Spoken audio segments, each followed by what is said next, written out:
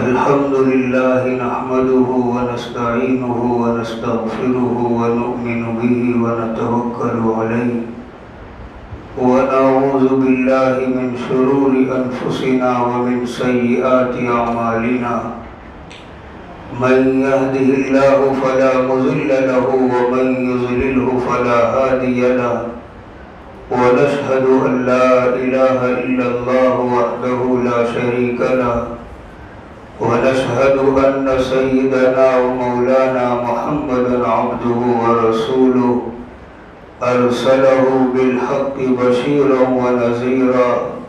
وداعيا إلى الله بإذنه وسراجا منيرا أما بعد فأعوذ بالله من الشيطان الرجيم بسم الله الرحمن الرحيم بل تؤثرون الحياة الدنيا والآخرة خير وأبقى صدق الله العظيم.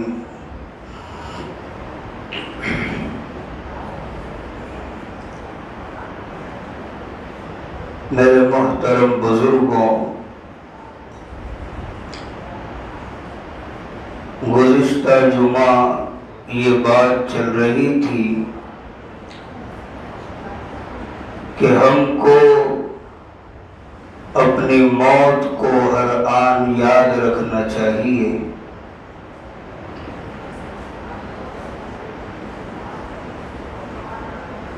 اس لیے کہ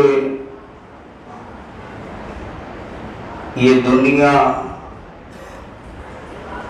خوشحالی کے ساتھ گزرے یا بدحالی کے ساتھ گزرے، آدمی غریب بن کر زندگی گزارے یا امیر بن کر زندگی گزارے، کسی نہ کسی طرح یہ دنیا سے ہمارا وقت گزر جائے گا۔ غربت میں جو تکلیف آئی یقیناً تکلیف تھی، مصیبت تھی، لیکن موت کے بعد جس دنیا میں ہم کو جانا ہے، موت کے بعد جس جگہ ہم کو دفن ہونا ہے، وہاں کی سختی، وہاں کی مصیبت، وہاں کی تکلیف، اس کا مقابلہ دنیا کی تکلیف سے ہم نہیں کر سکتے۔ اور دنیا میں تو ہم کو یار و مددگار بھی مل جائیں گے، دکھ درد کا مداوع کرنے والے بھی مل جائیں گے، تسلی، سہارا اور آسرا دینے والے بھی مل جائیں گے، لیکن اس دنیا سے گزرنے کے بعد جس دنیا میں جانا ہے وہ تو تنہائی کا گھر ہے۔ وہاں کی مصیبت یہاں کی مصیبت سے بڑھ کر، وہاں کی تکلیف یہاں کی تکلیف سے بڑھ کر، پھر دوسرے نہ کوئی وہاں یار و مددگار ہوگا، تنہائی ہوگی، اندھیرا ہوگا، وہاں کی روشنی بھی لائٹ اور بلب کے ذریعے نہیں، انسان کے اچھے اعمال کے ذریعے ہوگی۔ تو ایک عقل مند آدمی، ایک ہوشیار آدمی ان دونوں چیزوں کا اور دونوں جگہوں کا جائزہ لے کر خود فیصلہ کر سکتا ہے ہم کو دنیا میں رہ کر دنیا کے لیے محنت کرنی ہے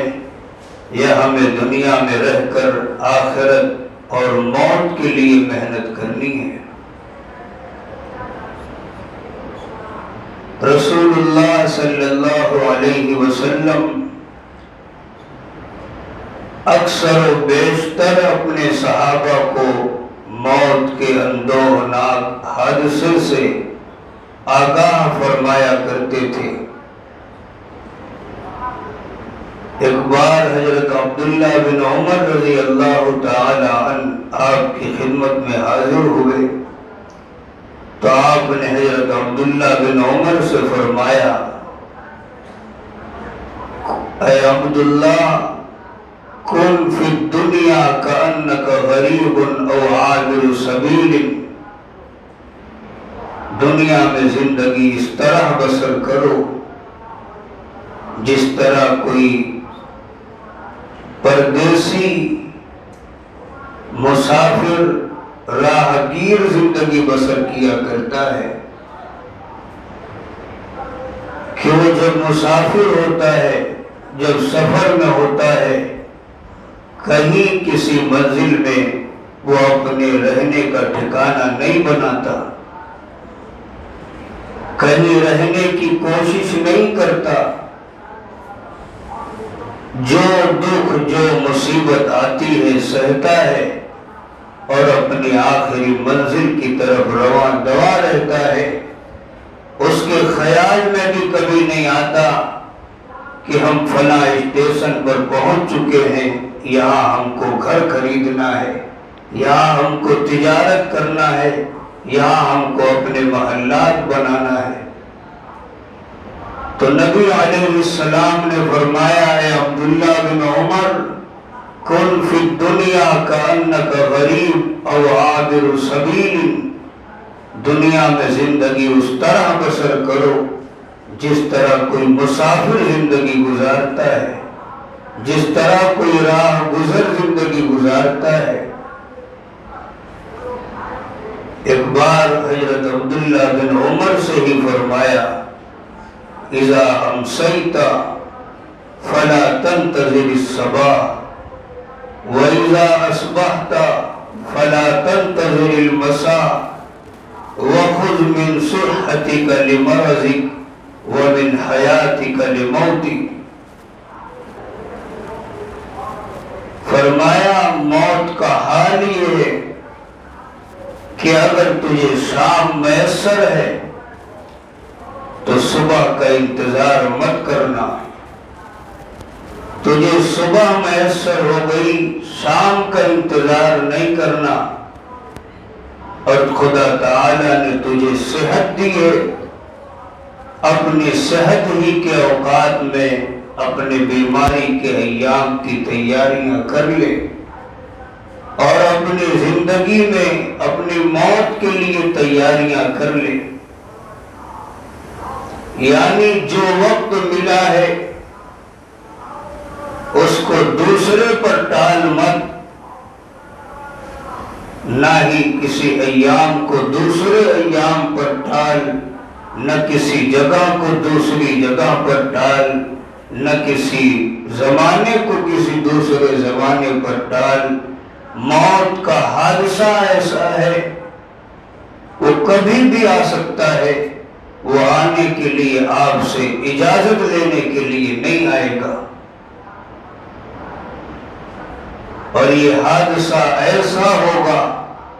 کہ سب کچھ تہس نہس کر کے رکھ دے گا۔ اچھے خاصے آباد گھرانوں کو منٹوں اور سیکنڈوں میں ویران کر کے رکھ دے گا، اچھے خاصے خوشیوں کی محفلوں کو سیکنڈوں میں رنج و غم کا ماحول بنا کر رکھ دے گا۔ تو فرمایا شام میسر ہے تو جو کچھ اپنی آخرت کی تیاری کے لیے کرنا ہے،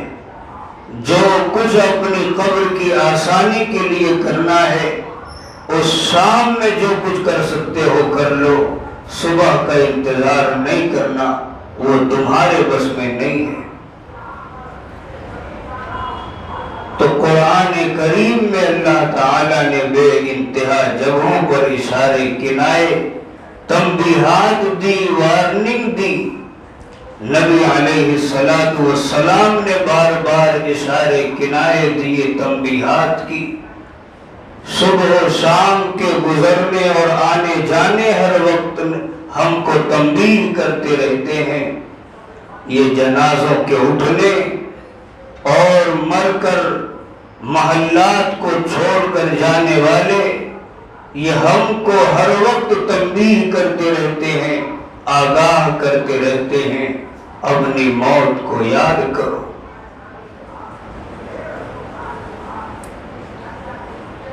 عربی شاعر کہتا ہے،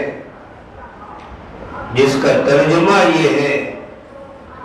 کہ روزانہ فرشتہ ہم کو پکار پکار کر کہتا ہے کہ اس دنیا میں ہر آنے والا بچہ اس لیے آیا ہے کہ اس کو جانا ہے، اور ہر مکان اس لیے تعمیر ہوتا ہے کہ اسے پیوند زمین ہونا ہے۔ اس لیے ہر آن یاد رکھ، آخر موت ہے، مت بن انجان، آخر موت ہے۔ مرتے جاتے ہیں ہزاروں آدمی، عاقل و ناداں، آخر موت ہے۔ یعنی اس موت کے حادثے سے کوئی بچ نہیں سکتا۔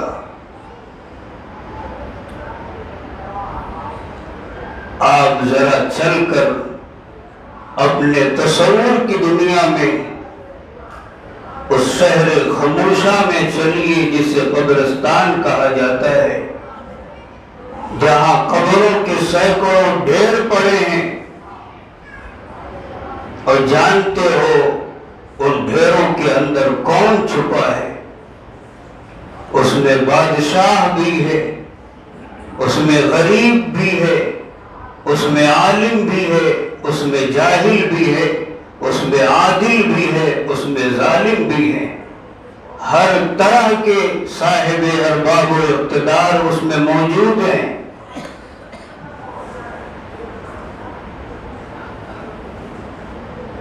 اس میں ایسی ایسی شخصیات موجود ہیں کہ دنیا میں ان کے ڈنکے بجا کرتے تھے، ان کی محفلوں کے چرچے ہوا کرتے تھے۔ آج ذرا دیکھو، کان لگا کر غور سے سنو، ان ڈھیروں سے کوئی آواز تم کو سنائی دے رہی ہے؟ کچھ نہیں، کوئی قہقہا سنائی دے رہا ہے، کچھ نہیں، بالکل سناٹا ہے، سکوت کا عالم طاری ہے، ایک ہو کا عالم بنا ہوا ہے۔ آخر انہیں ہو کیا گیا؟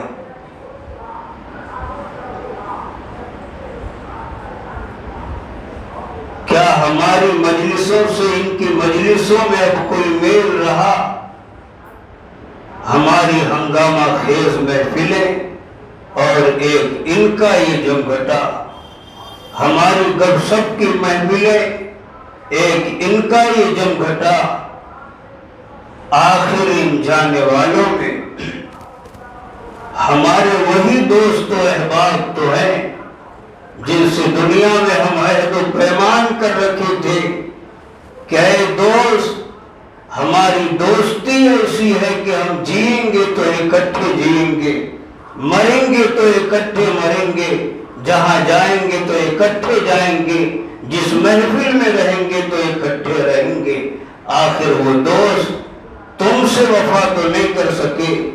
تم ہی ایک رات ان کے ساتھ وفا کر کے ایک رات وہاں گزار دو، ایک رات نہیں چند گھنٹے ان کے پاس بیٹھ کر گزار دو۔ آخر تمہارے وہی والدین تو ہیں جن کے بغیر تم پل بھر بھی دنیا میں جی نہیں سکتے تھے، پل بھر تم سے رہا نہیں جا سکتا تھا۔ آخر تم ان کے پاس چند گھنٹے یہاں کیوں نہیں گزار سکتے؟ جب یہ کہا جاتا ہے ایک رات تم گزار لو تو خوف اور کپکپاہٹ تم پر طاری ہو جاتی ہے، پسینہ آ جاتا ہے۔ معلوم ہوا تمہارے آپس کی دنیا میں جو محبتیں تھی اس کا کوئی اعتبار نہیں تھا، تمہارے جو عہد و پیمان تھے اس کا کوئی اعتبار نہیں تھا۔ کیا صاحب قبر اب زبان حال یہ نہیں کہتے ہوں گے،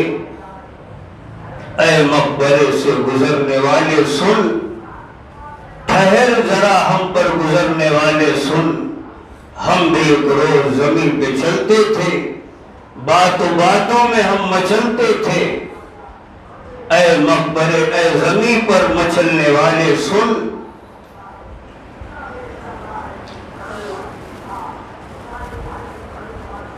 میرے دل کی فغانوں کو سن۔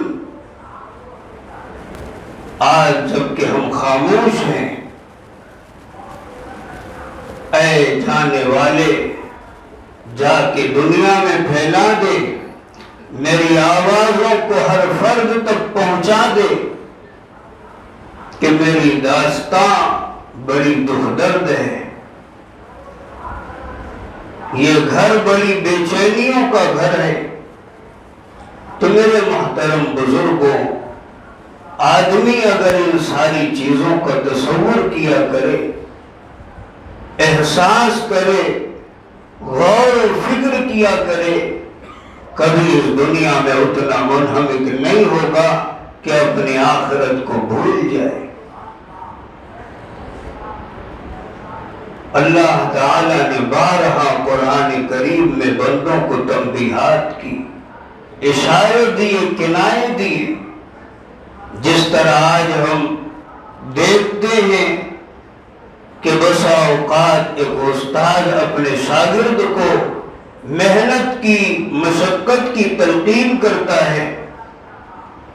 ایک ڈاکٹر اپنے مریض کو پرہیز کرنے کی تلقین کرتا ہے، ایک افسر اپنے کارکنوں کو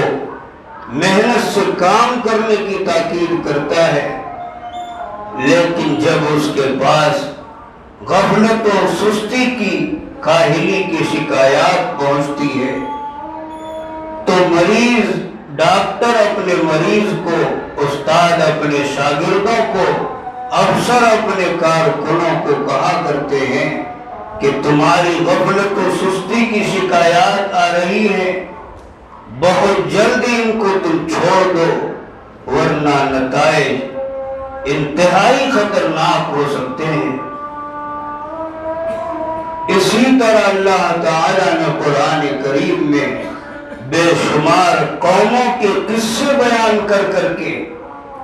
بے شمار قوموں پر آئے ہوئے حالات کو بیان کر کے اشارے دے رہے ہیں، تنبیہات دے رہے ہیں، باز آ جاؤ ورنہ کتنے ہزاروں لوگ سیلاب کی زد میں آ کر زیر زمین دفن ہو گئے، تم پر بھی یہ حادثہ آ سکتا ہے، ہوشیار رہنا، خیال رکھے رہنا۔ کتنے لوگ ہوائی جہاز میں اچانک حادثے کا شکار ہو گئے اور زمین پر اس طرح گرے کہ ایک بوٹیاں بھی نہ ملی۔ تم بھی ہوشیار رہو، یہ حالات تم پر بھی آ سکتے ہیں۔ کتنے لوگوں کے گھروں سے شادیوں کے لیے خوشی خوشی بارات نکلی، راستے میں ایکسیڈنٹ ہوا اور موت کے حوالے ہو گئے، ماں باپ کے گھر الگ کوہرام مچا، سسرال والوں کے یہاں الگ کوہرام مچا کہ سارے کے سارے باراتی لقمہ اجل ہو گئے۔ میرے محترم بزرگوں، روزانہ ہم سنتے ہیں، مساجد میں اعلان ہوتا ہے، شہر کا فلاں بندہ، فلاں تاجر انتقال کر گیا، 10 بجے اس کی نماز جنازہ ہے، سارے حضرات شریک ہو کر ثواب دارین حاصل کریں۔ جب 10 بجتا ہے اور مجمع میت کے گھر پہنچتا ہے اور ایک طرح کا چیخ و پکار کا عالم ہوتا ہے، بچے میت کے بعد کھڑے غمزدہ ہیں، بیوی ہے کہ غشی کھا کر گر رہی ہے، ماں ہے کہ اسے ہوش ہی نہیں آ رہا ہے، بچے رو رو کر نڈھال ہے، جنازہ اٹھتا ہے تو بچی باپ کے جنازے کے پائٹے کو پکڑ کر کہتی ہے میں اسے جانے نہیں دوں گی۔ یہ سارا منظر دیکھ کر سنگ دل انسان کا بھی دل رو پڑتا ہے۔ کوئی نہیں کہتا کہ آج اس بچی کی فریاد کو پوری کرو اور جنازہ مت جانے دو، سب آنسو بہاتے ہیں اور جنازہ اٹھا کر لے جاتے ہیں۔ جنازہ گزرتے ہوئے کبھی ہم سائیکل سے گزرتے ہیں، کبھی اپنی کار سے گزرتے ہیں، کبھی بسوں پر گزرتے ہیں، کبھی پیدل گزرتے ہیں، لیکن یوں ہی آنکھ بند کر کے گزر جاتے ہیں، کوئی اثر کوئی سبق نہیں لیتے۔ ہم کو تنبیہات دی جا رہی ہے، یہ گزرنا ہمارے لیے اشارہ ہے، کل تم کو بھی گزرنا ہے۔ جس طرح آج یہ شخص سفید کپڑے میں لپٹے ہوئے لے جایا جا رہا ہے، کل ہم کو بھی اسی طرح جانا ہے، لیکن افسوس کہ ہم چند منٹوں میں یہ سب رو دھو کر بھول جاتے ہیں، ہمارے دلوں میں غفلت یوں ہی چھا جاتی ہے۔ میرے محترم بزرگوں، عقل مند انسان، شعور والا آدمی وہی ہے جو ان تنبیہات کو سمجھ جایا کرے اور اپنے آپ کو بچا لے، ورنہ موت کا حادثہ کسی کو سمجھ میں آئے کسی کو سمجھ میں نہ آئے، یہ کوئی معمولی حادثہ نہیں ہے۔ موت خود اپنا تعارف کراتی ہے، اپنا پہچان کرواتی ہے، انا الموت انا الموت انا الموت الذی افرق بین البنات والامہات، میں موت ہوں، میں موت ہوں، میں وہی موت ہوں جو ماں اور بیٹیوں کے درمیان جدائی پیدا کر دیتی ہوں۔ انا الموت الذی افرق بین الزوج والزوجہ، میں وہی موت ہوں جو میاں بیوی کے درمیان جدائی پیدا کر دیتی ہوں۔ انا الموت الذی افرق بین الاخ والاخوات، میں وہی موت ہوں جو بھائی اور بہنوں کے درمیان جدائی ڈال دیتی ہوں۔ انا الموت الذی اعمر القبور،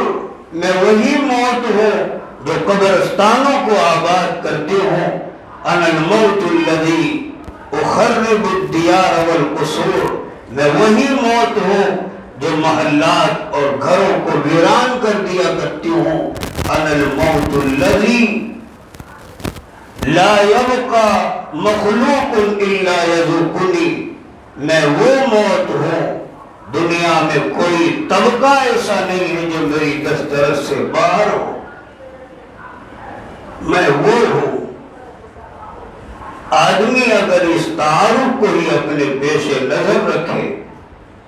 تو دنیا کی یہ جھمیلے اس کو یاد نہیں آئیں گے۔